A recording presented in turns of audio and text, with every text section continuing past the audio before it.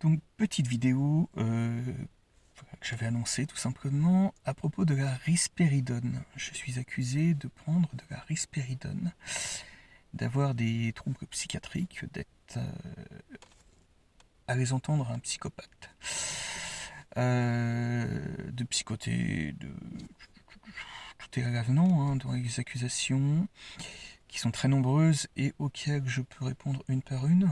Donc, de la risperidone, je n'en ai jamais pris. Effectivement, il y a une ordonnance suite à un petit coup de grisou, avec un petit orage. C'était un petit orage voilà, qui est passé, mais je n'ai jamais pris la prescription. Voilà. C'est pas parce que je n'en ai jamais pris. Voilà.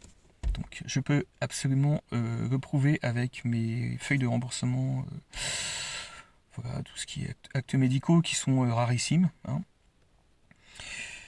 À part des soucis aux dents, enfin, pas eu trop de choses. Donc voilà, n'en déplaise à mes détracteurs, mes adversaires, mes ennemis, qui voilà, me diffament allègrement dans les procédures. Je pense que voilà, je pense qu'il faut répondre, surtout quand on voit encore des choses un petit peu suspectes, comme je sais pas, étonnamment une mosquée qui brûle, alors que moi j'avais envoyé un tweet un peu explicatif, voilà, sur certaines choses, voilà. Vous pouvez absolument vous poser toutes les questions que vous souhaitez dans mes histoires. Je crois que les vidéos sont suffisamment faciles à comprendre, quoi. Enfin, là, c'est vraiment, enfin, c'est devant soi. Là, là, je crois que c'est clair. Donc, il est permis de se faire son avis. On a encore le droit de faire ça. Je crois qu'il ne faut pas s'en priver. Donc, c'est tout ce que j'ai à dire. Je n'ai jamais pris de la risperidone. Donc, alors, ils vont vous donner la notice explicative du médicament. Oui, donc c'est pour soigner les troubles bipolaires, les troubles schizophrènes, etc., etc., etc., etc. Et non, parce que il y en a une à qui ça peut arriver, ça c'est la Cindy, je sais pas si vous connaissez, c'est une influenceuse qui est sur internet, Cindy Official, vous pouvez regarder son Instagram. Et elle a mis une plainte en fait, je pense que tu n'aurais pas dû faire ça, enfin si jamais tu vois cette vidéo, je pense que tu n'aurais pas dû, parce que en fait tu as mis la plainte et tu as mis tout le détail. Donc c'est-à-dire que tu portais plainte pour viol contre un mec et tu disais que tu prenais un traitement.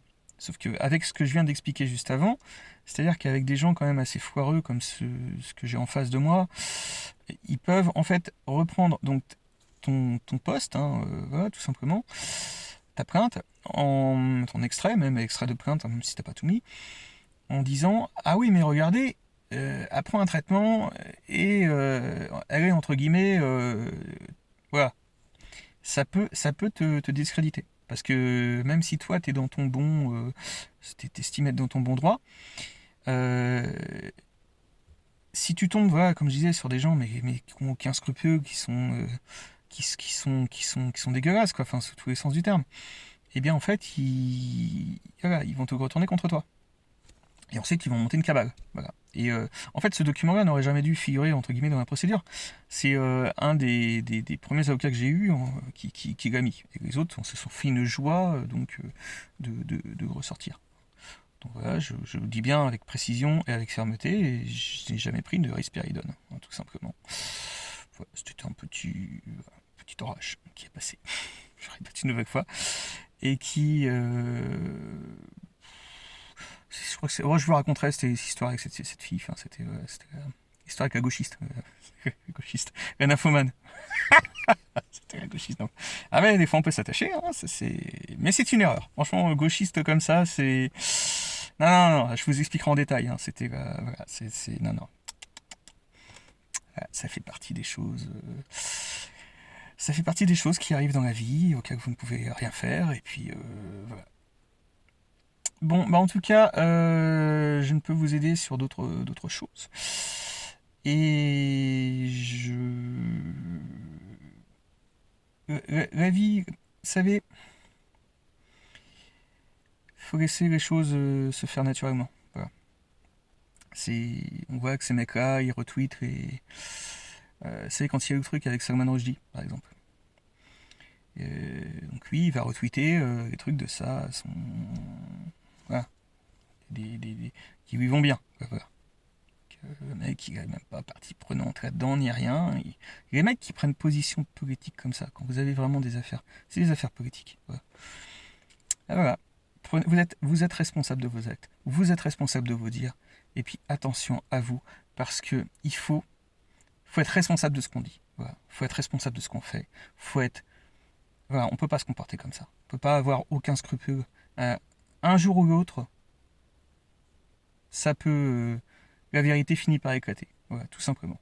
Voilà, c'est tout ce que j'ai à dire. C'est que la vérité finit toujours par éclater. Surtout dans ces affaires-là.